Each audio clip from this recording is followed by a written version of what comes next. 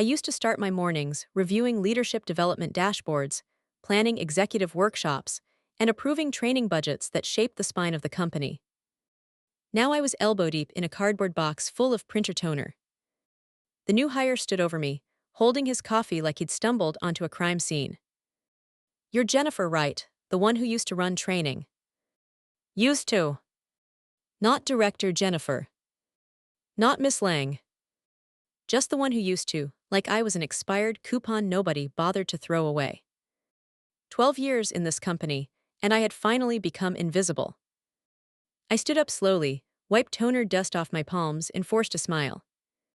"Still do," I said, "depending on who you ask." He laughed, thinking I was being funny. I was. Training wasn't just a department I ran, it was the quiet engine that held the entire organization together. I built the onboarding structure when HR didn't even know what an org chart was. I wrote the first employee handbook before we had climate-controlled storage. I designed the leadership ladder that half the executive team climbed. But none of that mattered now. Not since the new CEO arrived, Grant with a hard G, and brought in his favorite toy, Nathan. 28, Harvard MBA, gelled hair, skinny suit, corporate vocabulary built entirely out of buzzwords. Nathan had evaluated every department and declared mine legacy overhead.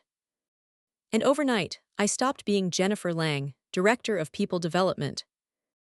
I became Jennifer from training, the woman who handled checklists, prepared snacks for workshops, and yes, dug through toner boxes at 7:42 a.m. on a Tuesday.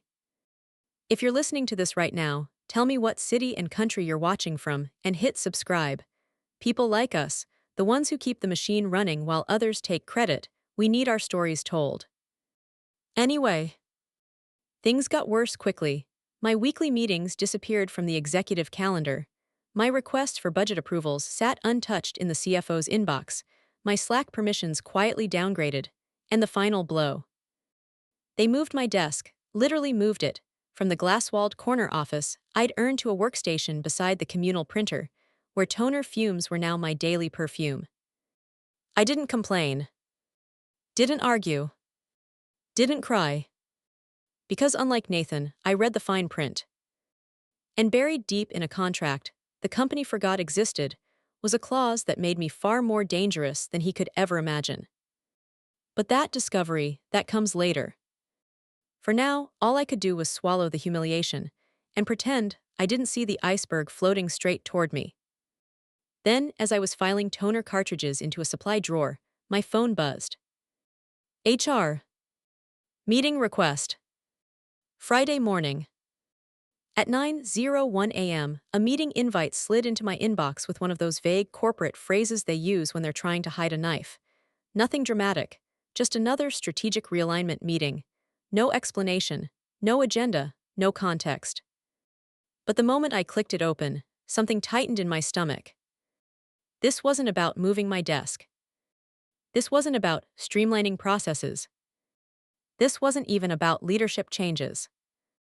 My gut said it plainly. They were preparing to eliminate me. And the longer I stared at that single-line invite, the more I felt it. This wasn't a reorganization. It was an execution. But not me. Because panic is loud. And loud people get noticed. I needed to stay invisible just a little longer. Friday was 3 days away. Which meant I had exactly 72 hours to figure out what kind of trap they were building and how to dismantle it before it closed.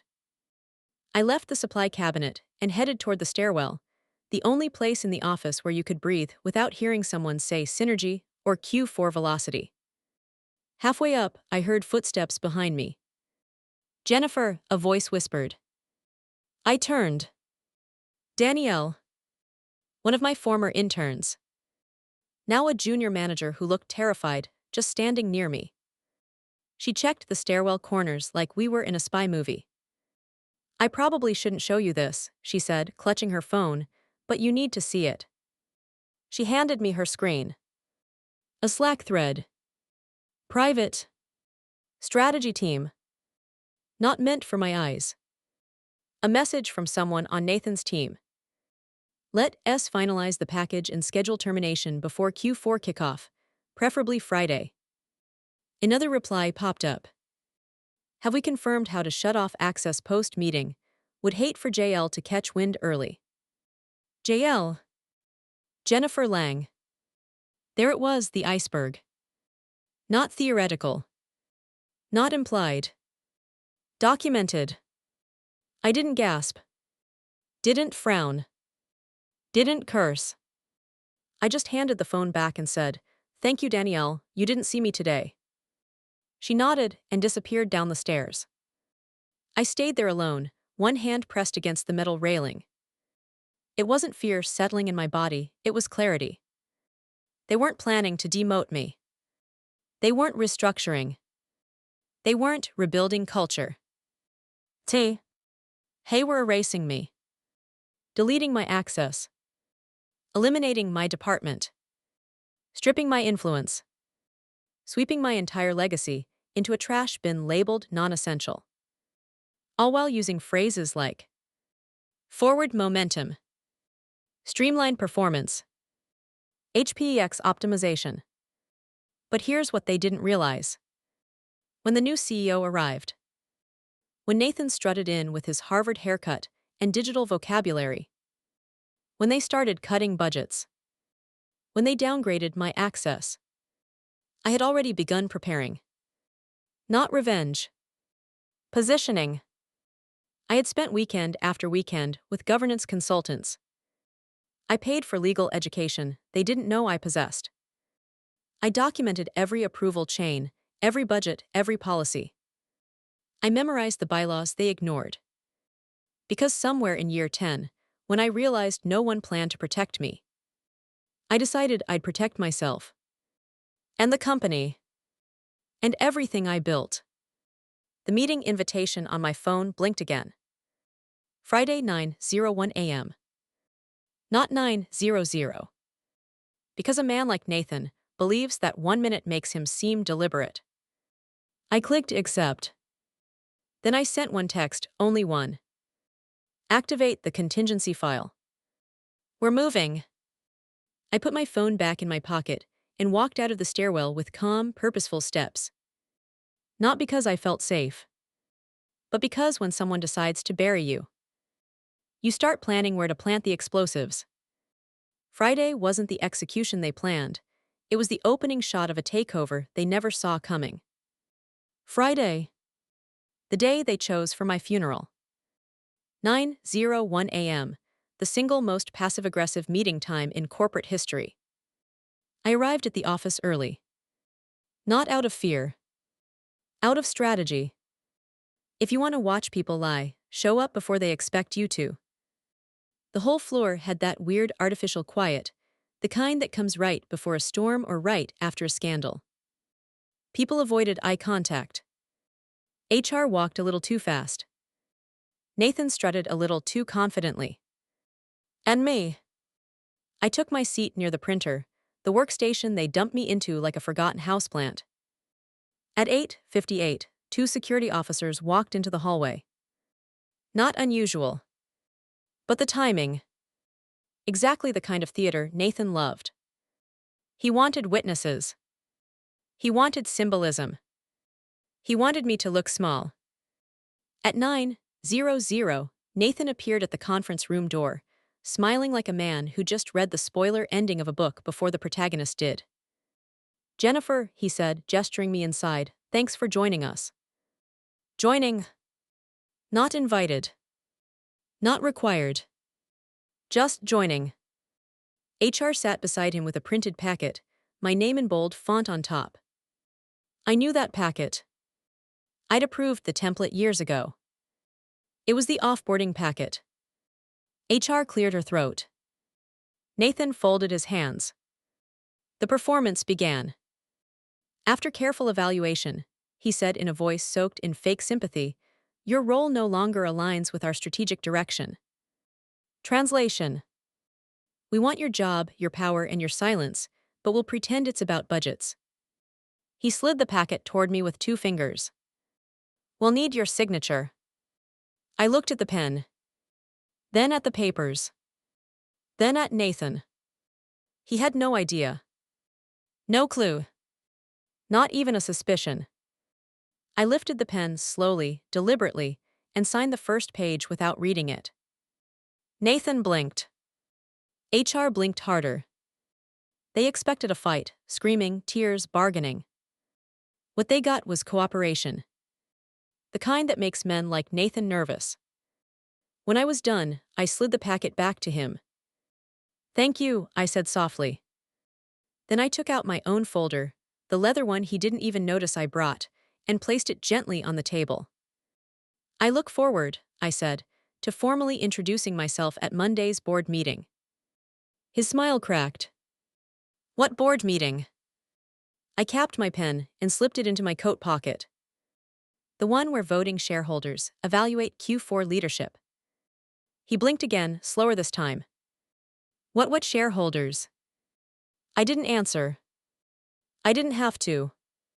Because in that moment, he finally felt it. The ground wasn't disappearing under me. It was disappearing under him. I turned toward the door, where two security officers were already waiting, not for me. For him. Derek, the one I'd helped promote 2 years ago, held the door open. "Ma'am," he said quietly, "you're free to go." There are moments in life when a hallway becomes a throne room. This was one of them. I didn't look at Nathan again. The moment I stepped out of that glass room, I wasn't unemployed. I was unshackled. And as I walked down the hallway, calm and steady, one thought crystallized. They tried to fire the wrong woman. Monday's board meeting wasn't a defense, it was a coup, and half the board already belonged to me. I didn't shout. I didn't argue. I didn't even blink. Nathan recited my termination like he'd been practicing it in the mirror. Fake calm, fake authority, fake confidence. HR slid the packet across the table as if she were ashamed to touch it. I didn't sit. I didn't need to. I just signed exactly where S. He pointed. No shaking hands. No hesitation. No begging. Nathan expected something, shock, outrage, fear, anything. Instead he got silence, the kind that makes insecure men sweat. He cleared his throat, pretending control. "Your badge, Jennifer." I placed it gently on the table. Slowly, too slowly, the kind of slow that makes people realize they have miscalculated something very important. He didn't understand yet. He would. I left the conference room without looking back. HR whispered something to him. I didn't care. The hallway felt different, lighter somehow, like the moment before thunder cracks open the sky. Two security guards waited for me in the lobby. One of them was Derek. I'd written his recommendation letter years ago. He nodded respectfully. "Ma'am." But then he lowered his voice. "You deserved better." I gave him a small smile. "Better is coming." And I walked out, no box, no sadness, no dramatic exit, just quiet steps on polished stone tiles. Outside, the wind cut sharp across my face. Not cruel waking, the kind of cold that reminds you you're still alive, still dangerous, still capable of choosing the next move instead of being handed it. I didn't go home. Didn't go cry in my car. Didn't call anyone. Instead, I crossed the street and walked straight into a quiet cafe with old wooden booths and terrible coffee. The same place I'd met the board chair 6 months ago. The same place where we reviewed obscure bylaw clauses while the rest of the company obsessed over their Slack emojis and KPIs. I sat in that same booth, opened my leather folio, and laid 3 documents on the table. A notarized voting proxy. A shareholder motion. And the schedule for Monday's board meeting. The waitress walked by. "Coffee, hun." "Black," I said, still staring at the papers. My phone buzzed. "Chair." "All set, see you Monday." My reply was simple. "Mate. Let's make it clean." I didn't smile. Not yet. But something inside me settled, calm, steady, sharpened. They thought they had erased me today. They had no idea I was walking toward the one room where their decisions meant nothing, and mine meant everything. The part of the company they forgot still existed. The part I had been preparing for quietly, carefully, strategically. the part they would never see coming. The real meeting was waiting. Monday morning didn't feel like a beginning. It felt like the moment before a match hits gasoline. The boardroom was already full when I arrived. Executives straightened in their seats. A few whispered. A few avoided eye contact. They all knew something was off, they just didn't know what. Nathan stood at the head of the table like he owned it. A navy suit, too tight smile, and that same overconfident energy of a man who had never been told no in his life. He didn't even notice me walk in. And why would he? In his mind, I was gone, deleted, erased, replaced. He was already picturing himself giving some victory speech on LinkedIn about hard decisions and leadership grit. The chair cleared his throat, and the room quieted immediately. "We have a preliminary item before quarterly review," he announced. Nathan's smile faltered. He didn't like surprises. "Before we begin," the chair continued, "I'd like to welcome Jennifer Lang. She will be presenting first." Nathan actually laughed. Out loud. "I'm sorry, presenting what?" he said, turning to the chair. "She doesn't even work here anymore."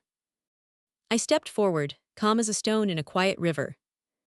"That's interesting, Nathan," I said softly, laying my folio on the table, "because according to the corporate registry updated last quarter, I do." I slid a document across the polished wood. His eyes skimmed it and stopped. Then widened. His jaw stiffened. Because there it was in black ink. Shareholder, voting member, bylaw signatory, equity owner. He opened his mouth, closed it, opened it again. Nothing came out. The CFO adjusted his glasses. Bridget from legal leaned forward. The chair folded his hands like a man settling in to watch a long-awaited play. I didn't raise my voice. I didn't need to. "This isn't a guest visit, Nathan," I said. "I'm here because I have the right to be here, I always have." I placed the next set of documents down. Original signatures. Founder's approval. Legacy clause. Right of first refusal. Governance authority. Their eyes tracked every page like they were watching the ground crack beneath them.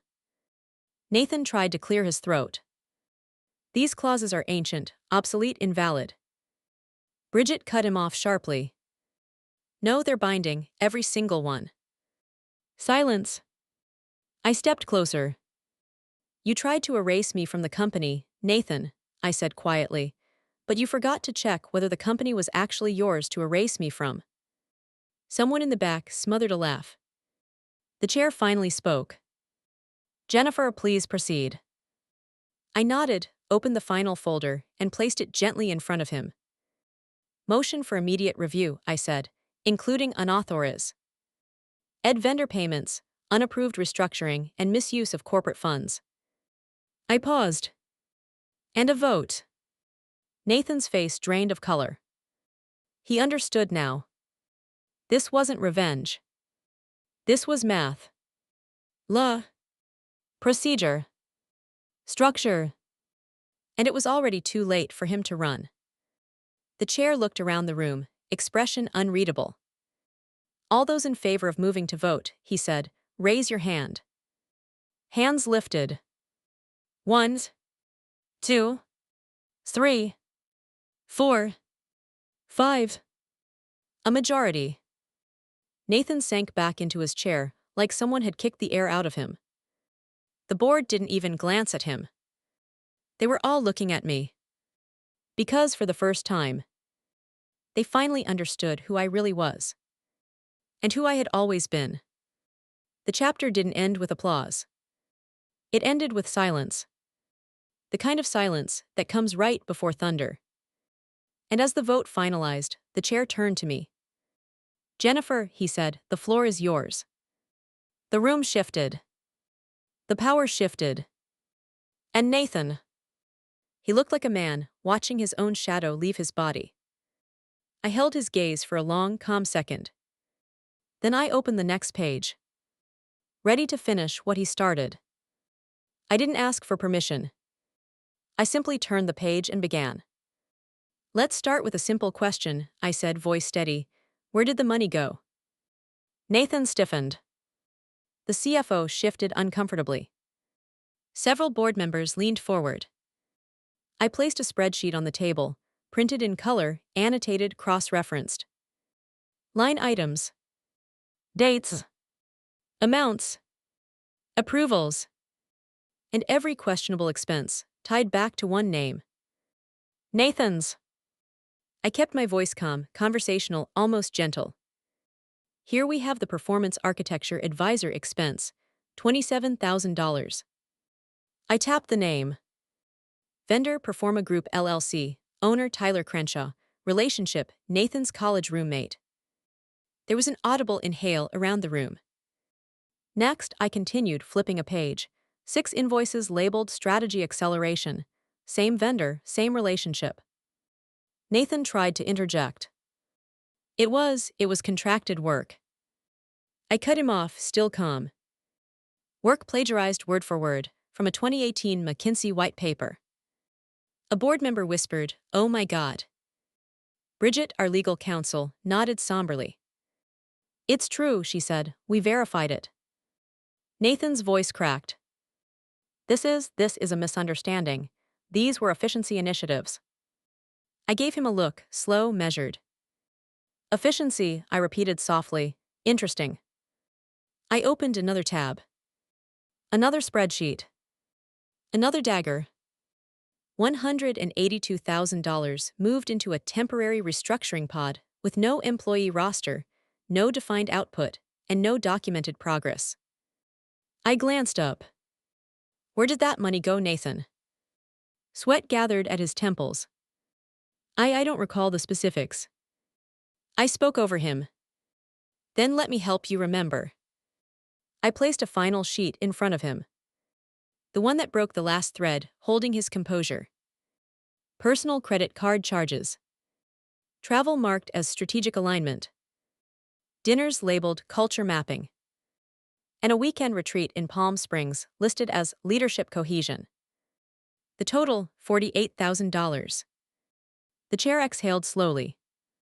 "Nathan," he said, "these were filed as corporate expenses." Nathan swallowed hard. I had board discretion."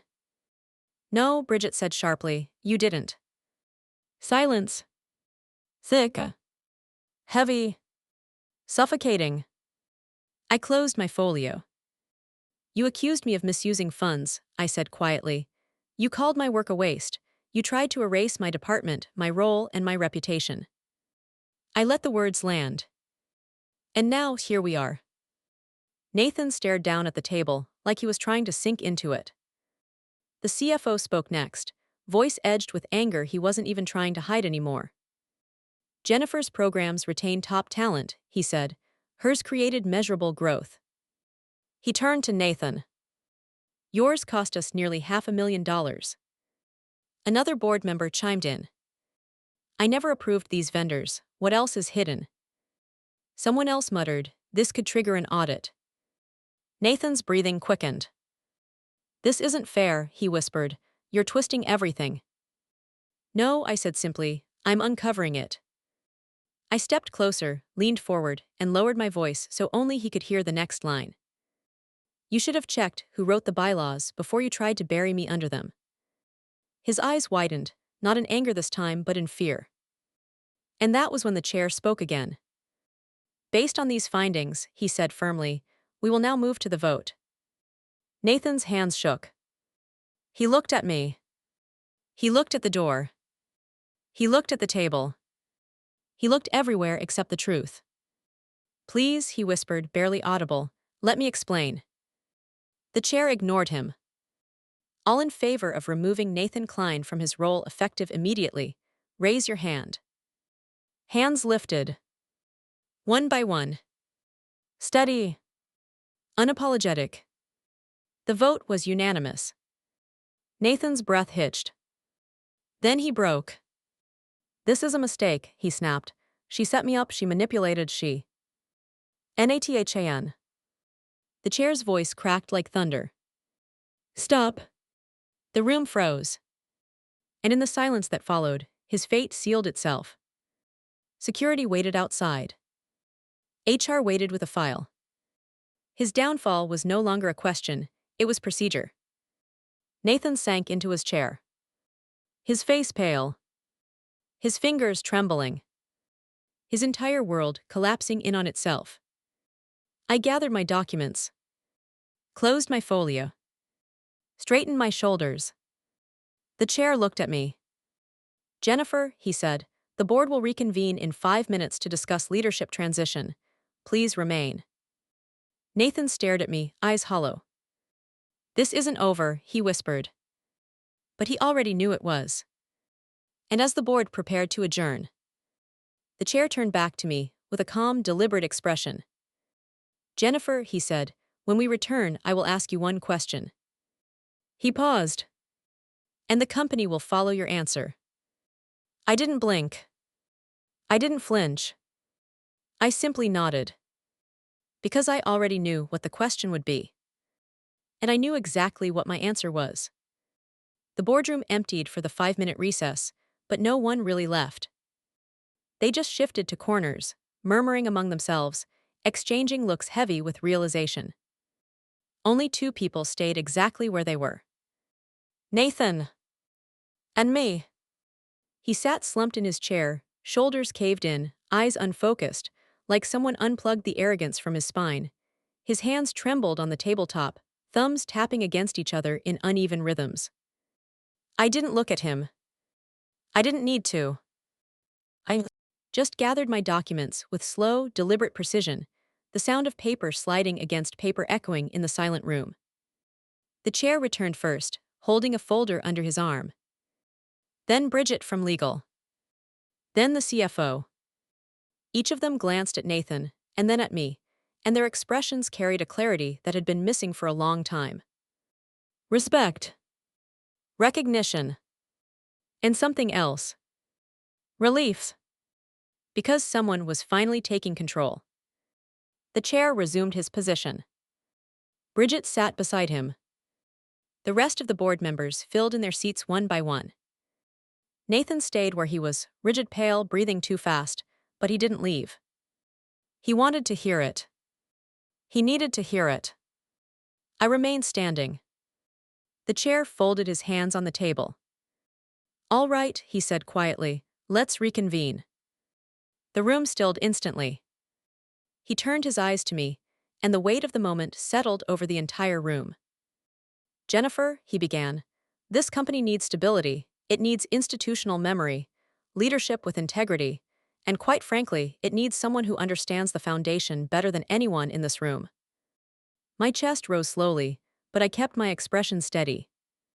"So I'll ask you one question," the chair continued, "and your answer will determine the next phase of this company." Nathan swallowed hard. Everyone leaned forward. The chair looked directly at me. "Jennifer, are you willing to step into the role of interim CEO?" The question hung in the air like a suspended verdict. The room didn't breathe. Nathan shook his head slightly, whispering, "No, please, she can't." I didn't look at him. Instead, I placed both hands on the table, flat, grounded, calm, and I answered with the same steady conviction I'd brought to every battle they never saw coming. "Yes," I said, "I am willing." There were no cheers. No dramatic gasps. Just a deep collective exhale, like the entire board had been holding its breath for months. The chair nodded once. "Then effective immediately," he said, "Jennifer Lang is appointed interim CEO under the authority of the updated bylaws and shareholder majority." Nathan let out a strangled sound. I mentored half the leadership team," he choked. "I drove growth, she can't, this isn't." The CFO cut him off sharply. "You drove expenses, Nathan, she drove results." Then Bridget spoke. "And for the record, your termination stands. You may file an appeal after corporate audit review, but you will not return to this role, this building, or this company." Nathan stood abruptly, too fast, knocking over his chair. "You're making a mistake," he yelled. "She's a trainer, a program writer, a glorified HR dinosaur who lucked into a contract." I finally turned to him. "Funny," I said softly. "You only started caring about job titles when they stopped protecting you." His face crumpled. Security stepped inside the doorway. Derek, the same guard who had whispered, "You'll land on your feet," gave me a small nod. Nathan stared at me like he was trying to understand how all of this had happened, how the woman he'd tried to erase had just become the highest-ranking person in the company. "Walk with security," the chair said firmly. "We're finished here." Nathan's voice cracked as they guided him toward the door. "This isn't over." But even he didn't believe it. The door closed. Silence settled over the room again, but this time it felt different. Grounded. Steady. Controlled. The chair turned to me with a calm, almost proud expression. "Your office has already been prepared," he said. "The executive suite, use it, you earned it." I nodded, taking a slow breath. For the first time in 12 years, I wasn't the overlooked foundation. I was the one being handed the keys. As the board began discussing transition plans, legal requirements, and immediate next steps, my mind was already moving ahead, strategic, clear. Because Nathan's downfall was only the beginning. Everything he'd tampered with, everyone he'd manipulated, every system he'd corrupted, was still waiting for me upstairs. And as I turned toward the glass door of the boardroom, ready to step into the hallway, ready to step into power, my phone buzzed with a notification. A name appeared on the screen. My old mentor. The woman who trained me when I was 22. The one person who knew the truth about how deep this company's cracks really went. Her message was only 4 words. "They're not done yet." I stopped walking. Because just when I thought the restructuring was over, the real battle was about to begin. I stared at the notification on my phone, the screen glowing softly in my hand. "They're not done yet." No punctuation. No explanation. Just a warning from the one person who never sent messages lightly. My old mentor, Marjorie Brooks. She detrained me in my early 20s, back when the company was still a scrappy startup with folding chairs and a coffee machine that only worked when you threatened it. She taught me how to read Contra. CTS, like psychological profiles, how to watch people's behavior instead of their words, how to understand leadership shadows, not titles. And she never sent cryptic messages unless something was about to break. I slipped my phone away just as the board members finished gathering their materials. A soft hum filled the room, talk of transition plans, compliance approvals, department audits. But I couldn't shake the tight, knot forming in my stomach. Because if Marjorie was warning me, it meant someone was already moving against the transition. One of the board members approached me, a woman in her 50s with kind eyes and a razor-sharp mind. "Jennifer," she said quietly, "your office is ready whenever you are. It is preparing your access package. HR will coordinate with legal." "Thank you," I replied. "I'll head up in a moment." She nodded and left. The boardroom now stood empty again, sunlight filtering through the glass walls, painting soft lines across the polished table. I let myself breathe, just for a moment, before stepping into the hallway. The carpet muffled my footsteps as I walked past the executive wing. Employees passing by slowed, eyes widening slightly, recognizing me, but suddenly unsure how to greet me. I didn't stop. Didn't smile. I simply walked with purpose. At the end of the corridor, Derek stood near the elevator, hands clasped lightly in front of him. When he saw me, he straightened. "Ma'am," he said quietly, "everything okay?" I nodded, for now. The elevator doors opened, and he stepped aside so I could enter.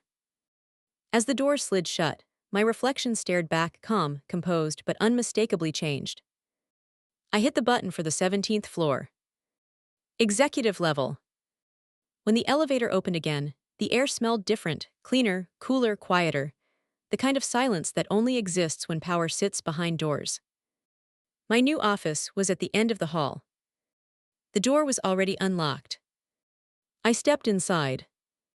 The space was larger than my old department had been, floor-to-ceiling windows, soft leather chairs, a walnut desk with brushed steel accents, and a view of the skyline that stretched beyond the river. A small plaque sat on the desk, freshly placed. Jennifer Lang, Interim Chief Executive Officer. I touched the edge of the plaque with the tips of my fingers. For a moment, the weight of 12 years, the dismissals, the erasures, the quiet humiliations, settled into something solid and unshakable inside me. I wasn't here because they chose me. I was here because I built the road they walked on. I moved behind the desk and sat. The leather creaked softly. The city below looked smaller than it ever had. Then I opened my laptop. New emails flooded my inbox. Transition documentation. Legal confirmations. A welcome from the board. Security protocol updates. And one message. With no subject line. From an internal address I didn't recognize. I clicked it. Only one sentence appeared. Nathan wasn't working alone. My throat tightened. Another message appeared instantly, this one from it, marked urgent. Unauthorized access attempt on your new credentials. Autoblock enabled. Please confirm if you initiated login. I hadn't. I straightened in my chair. Someone inside the company, someone with high-level access, was already trying to breach the system under my name. Not sabotage. Not panic. A counterattack. Marjorie's warning echoed in my mind. They're not done yet. I opened my drawer, pulled out my notebook, flipped to a clean page, and wrote one name at the top. Who benefited most from Nathan staying in power? Because if I was the new CEO, then whoever had been hiding behind him just became my next target. And they were already moving. I stared at the IT alert on my screen for a few long seconds, letting the implications sink in. Someone inside the company didn't just want Nathan in power. They needed him there. And now that I'd taken his seat, they were panicking. I stood from my desk, the city stretching out behind me like a grid of opportunity and danger. The office felt too quiet, too still, the kind of stillness that only happens right before a real storm arrives. I opened my drawer and pulled out my personal notepad, thick, worn, and filled with 12 years of observations no performance review would ever capture. I flipped to a new page and wrote 3 words. Who needs chaos? Because that's what Nathan represented. Noise. Confusion. Distraction. He was loud enough that people stopped looking past him. And someone in this company had taken full advantage of that. A soft knock sounded on my door. I looked up. Marjorie stepped inside. My mentor always walked like she was arriving at her own courtroom, controlled, steady, deliberate. Her silver hair was pinned back today, her coat draped over one arm, a leather folder in her hand. She closed the door behind her, without waiting for an invitation. When you texted me, I said, I knew something was coming. I just didn't expect it to start this fast. Marjorie placed the folder on my desk, her expression calm but grave. They were counting on Nathan to be incompetent, not absent, she said. You disrupted a system that relied on dysfunction. She took a seat across from me. Show me what happened.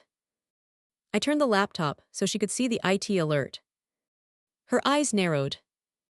Unauthorized access at your level means one thing, she said. It's an insider with administrative clearance.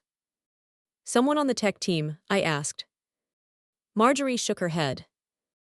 No, it flagged it instantly. They wouldn't do that to themselves. This is someone who knows the system well enough to hide behind departmental traffic. Her voice softened. In other words, someone with influence. I leaned back in my chair. It has to be someone who gained something from Nathan's constant restructuring.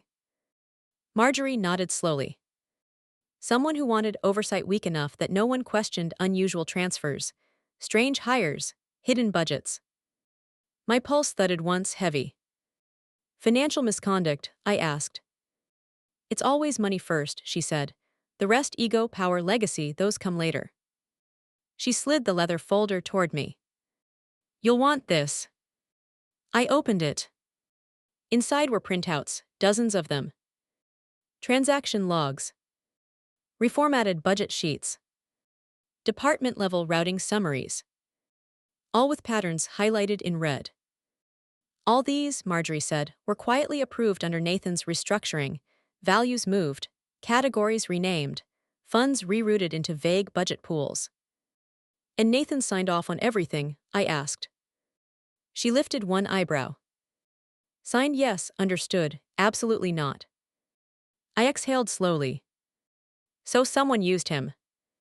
Used him, she echoed, and used you. The words hit harder than I expected. May. Marjorie tapped the stack of documents. Your role, your department, your approval chains. They relied on your credibility to slip things through the system unnoticed. When you were busy holding the place together, they were burying their fingerprints. My jaw clenched. 12 years of loyalty, stolen in silence. Marjorie leaned back. Whoever this is, she said, they saw Nathan as a shield and saw you as a tool. The room felt colder now. Sharper. I closed the folder. Do you know who it is? I asked. Marjorie tilted her head, a gesture she only used when she was about to say something difficult. I know where to look, she said, but you need to ask yourself a more important question. She held my gaze. Who benefits most if the company collapses from the inside? The answer hit me before I could stop it. I whispered the name. It wasn't loud. It wasn't dramatic. It was just true. But Marjorie heard it. And she nodded slowly. Yes, she said, them. My hand gripped the folder. I had walked into this office thinking Nathan was the storm. But he wasn't the storm. He was the smoke screen. And behind him, there was someone else. Someone quieter. Someone smarter. Someone far more dangerous. I took a steady breath. Marjorie, I said, it's time to expose them. She smiled, not kindly, but like a general pleased with her second in command. Then Chapter 10, she said, standing, begins with the first move. She walked to the door, paused, and added, just remember, Jennifer, the people who hide in shadows are always the ones who burn the brightest when you drag them into the light. She left. And I turned back to the skyline, heart steady, mind clear. Because the next chapter wasn't just about protecting my position. It was about finding the person who had built an empire on my blind trust. And tearing down their illusion, brick by brick. I didn't wait. The moment Marjorie left my office, I closed the blinds, locked the door, and opened the folder again, every paper inside glowing like a road map to the truth. One name. One department. One pattern. It was all pointing in the same direction. But I needed confirmation. So I clicked open a private chat window, the kind only senior partners and board-level liaisons had access to. It was time to bring someone else into the circle. I typed. I need eyes on all budget overrides in strategic ops from the last 18 months, quietly. I hit send. The reply came in less than 20 seconds. How quiet? I smiled. Think no one knows it happened, including you. A typing bubble appeared, then disappeared, then returned. Understood, give me 2 hours. Good. Now came the harder part, walking back into the office like nothing had happened. I stepped into the hallway. People looked up from their desks, the new CEO walking past with a calm expression and a storm brewing behind her ribs. Some nodded. Some whispered. Some avoided eye contact. And one person watched me too closely. Elaine. Head of Strategic Operations. Polished, quiet, efficient, the kind of woman who never raised her voice but always had the final word. She stood near the coffee bar, stirring her drink with a tiny gold spoon, her eyes tracking me with the stillness of a hawk. Congratulations, Jennifer, she said as I passed. Her tone was smooth. Too smooth. Thank you, I replied. You must be exhausted, she continued, smiling softly, stepping into leadership so suddenly, and with everything going on. She let the sentence dangle like a trap. I studied her, her calm posture, her perfect composure, her voice dripping with something sweet enough to hide poison. I manage, I said. She leaned in slightly. If you need support, she murmured, lowering her voice, Strategic Ops is always here to help you. There it was, the tell. Not a reassurance. Not an offer. A warning. I held her gaze. I'll keep that in mind, I said, then walked away. But my pulse tightened. Because now it wasn't just suspicion. It was confirmation. If Elaine wasn't the architect behind the hidden transfers, she knew exactly who was. I made it back to my office just as my phone pinged. A new message. From the investigator I had looped in 2 hours earlier. Pulling you into a private call, you need to see this. I clicked accept. The screen loaded. A voice came through. Jennifer, you're not dealing with sloppy corruption. This is orchestrated. Someone's been engineering financial tunnels through multiple departments. Who? I asked. A beat of silence. Then the investigator said one name. Elaine Marshall. My stomach dropped. Of course. Elaine, the woman who always stayed late. The woman who handled special strategic projects. The woman who pushed for the new restructuring system that routed approvals through her department. The woman who convinced Nathan to consolidate budgets under her streamlined oversight. The woman who stood to gain the most from a CEO too incompetent to notice money bleeding from the walls.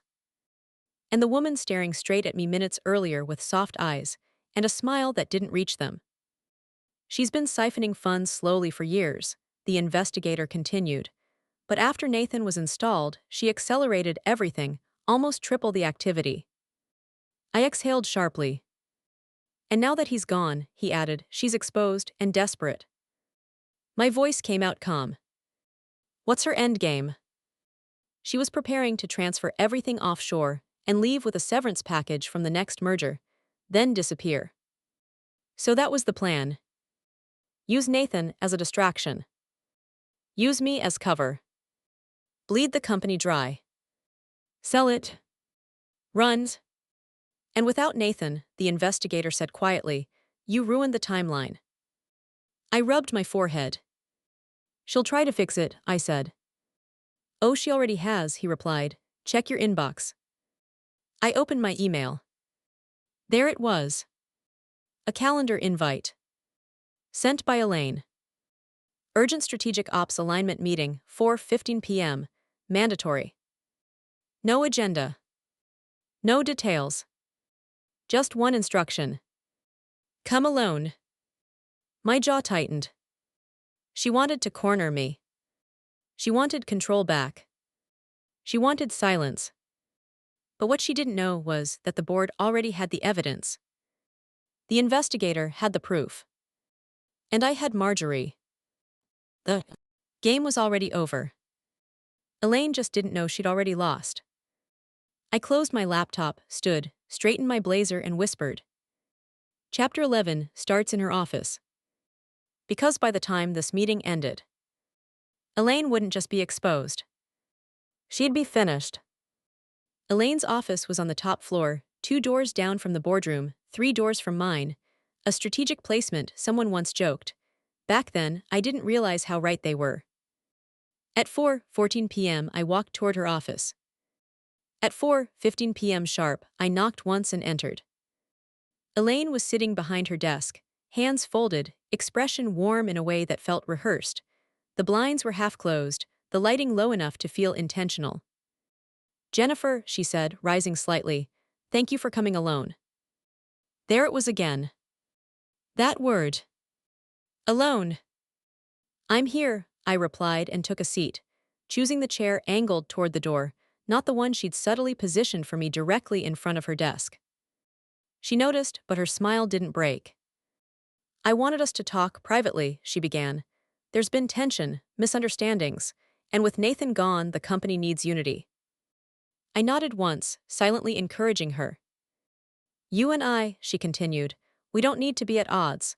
This transition will be easier if we move forward together. Move forward together. Classic misdirection.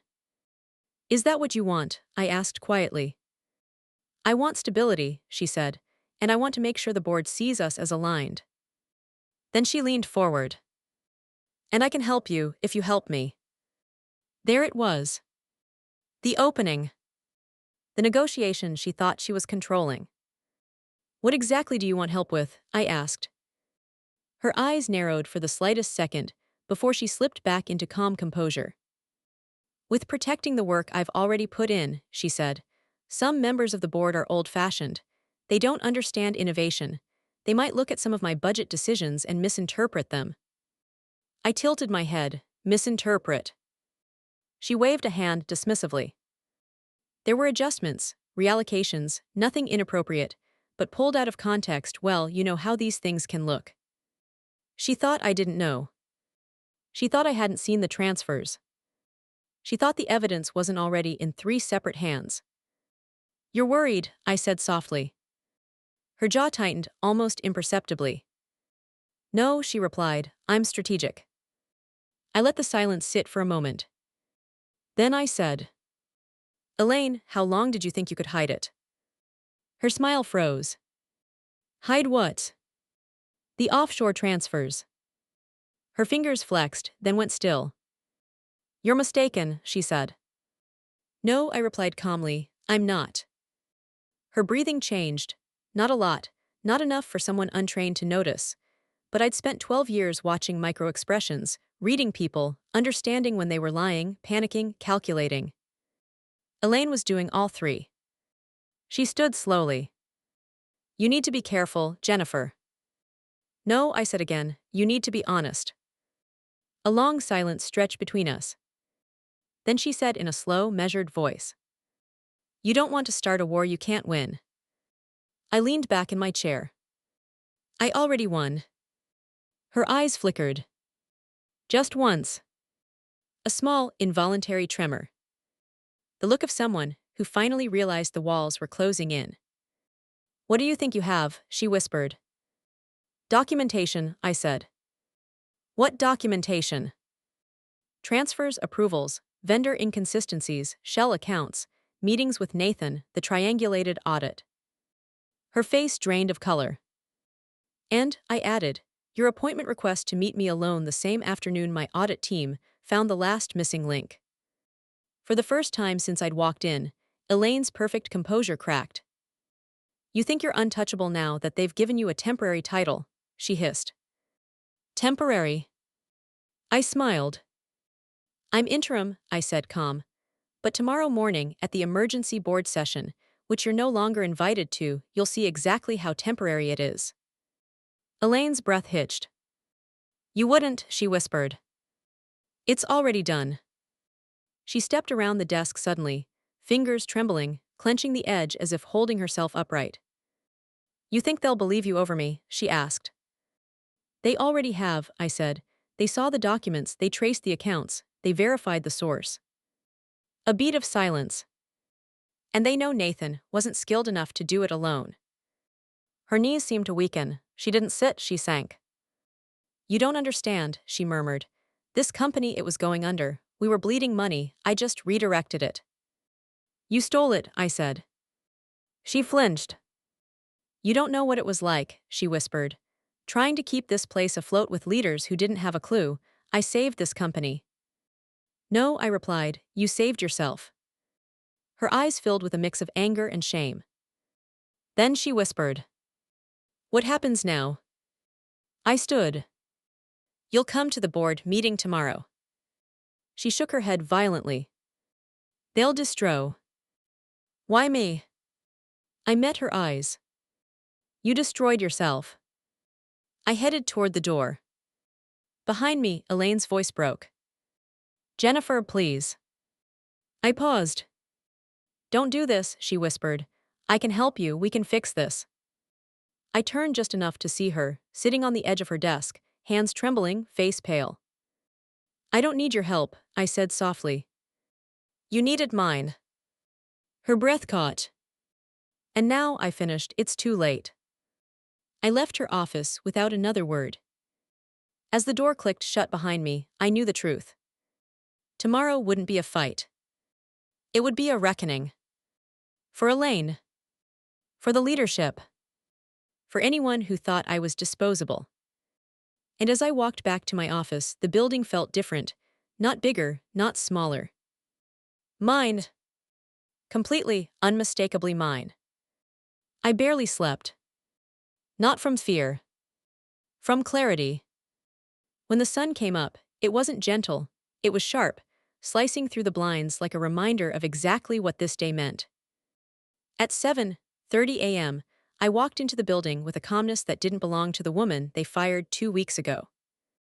This was a different version of me. One they never expected to face. People stared.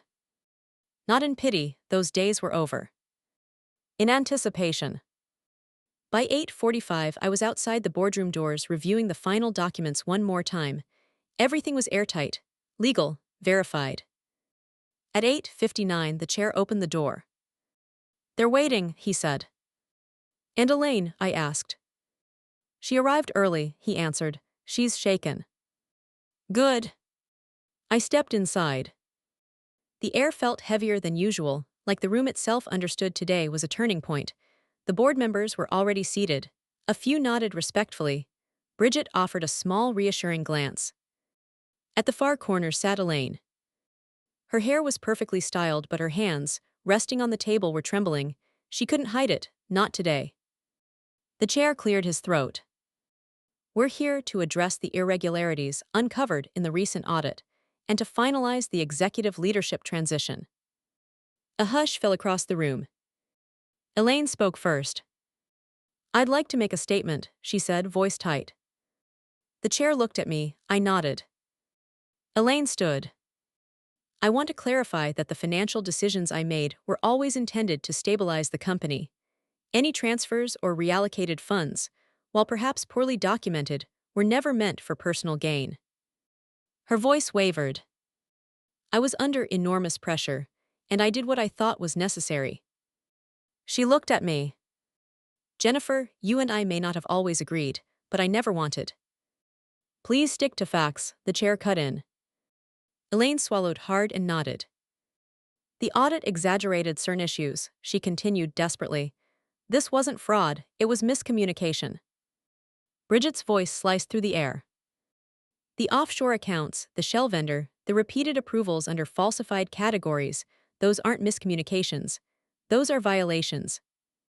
The color drained from Elaine's face. The chair turned to me. "Jennifer, you may present your findings." I stood slowly, opening the folder in front of me. "Over the last 3 years," I began, "substantial company funds were moved through unverified third parties, disguised as restructuring expenses." I slid the first document forward. "Here is the financial trail linking the payments to an account opened by a consulting firm, created 3 days before Nathan authorized the transfer." Gasps. Paper rustling. Quiet tension spreading like wildfire. I continued. "That firm leads back to a private account controlled by Elaine." A stunned silence hit the room. Elaine whispered, "That's not true." The chair held up a hand. "Let Jennifer continue." I placed the second document on the table. "These are the timestamps showing correspondence between Elaine and Nathan, discussing how to hide the reallocations through departmental restructuring." Elaine's breath hitched. "I didn't hide anything," she pleaded. "We were adjusting budgets." The CFO cut her off. "You bypassed compliance, you bypassed me twice."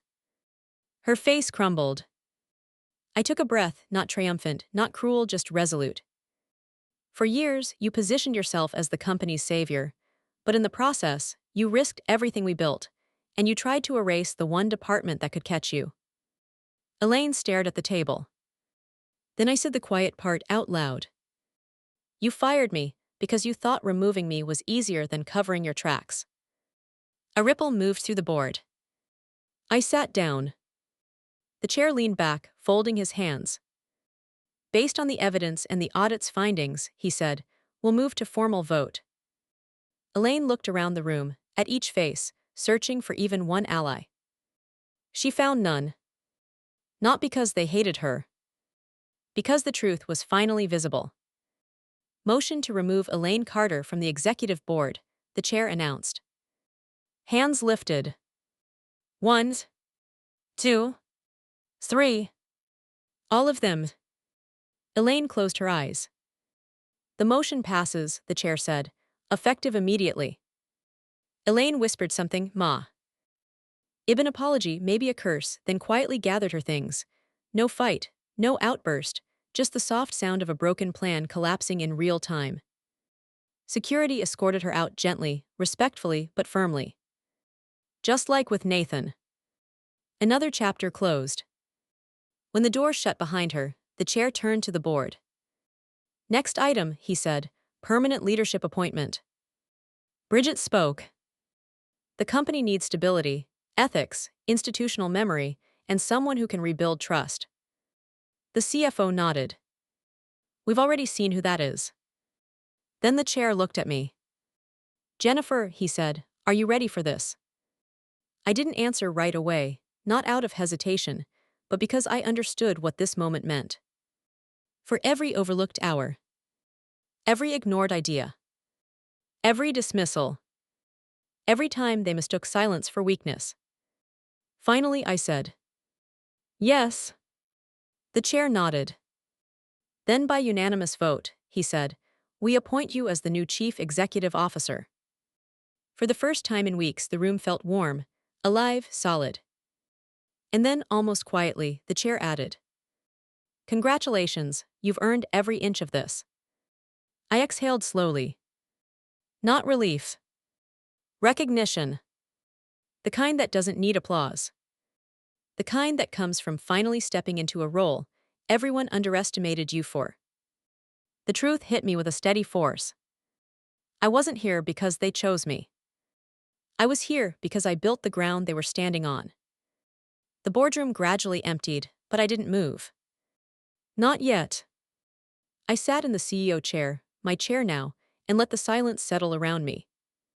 It wasn't heavy. It wasn't overwhelming. It felt earned. Outside the glass walls, people were still working, still typing, still moving through another Monday like nothing extraordinary had happened. But something had. By 10:30 a.m., the official announcement went out to the entire company. Jennifer Lang, Chief Executive Officer. My inbox exploded. Messages from people I'd mentored. People who'd ignored me. People who'd forgotten I existed. People who'd secretly rooted for me the whole time. But I didn't reply to any of them yet.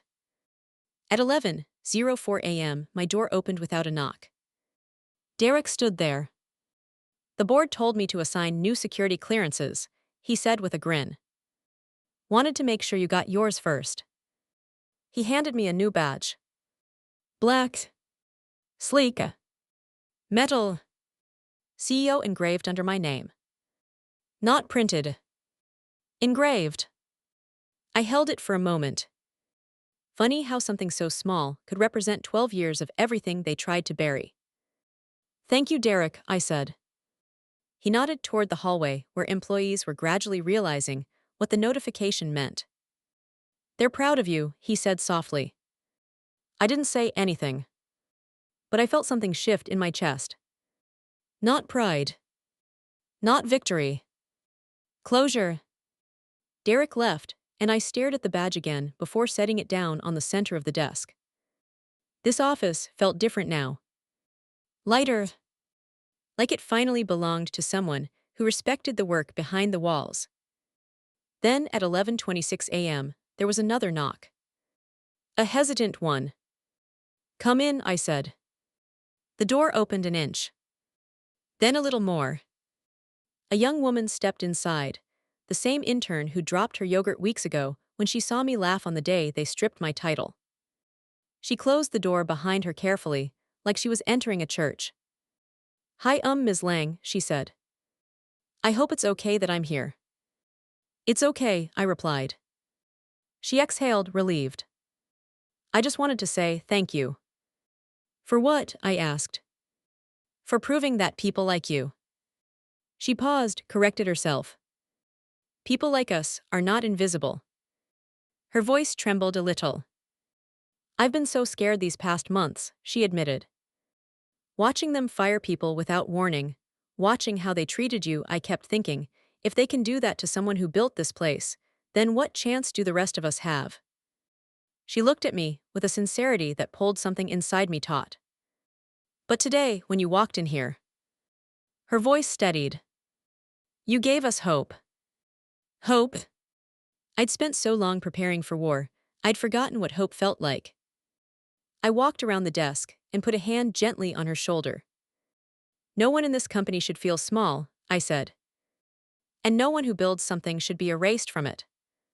She nodded, swallowing back emotion.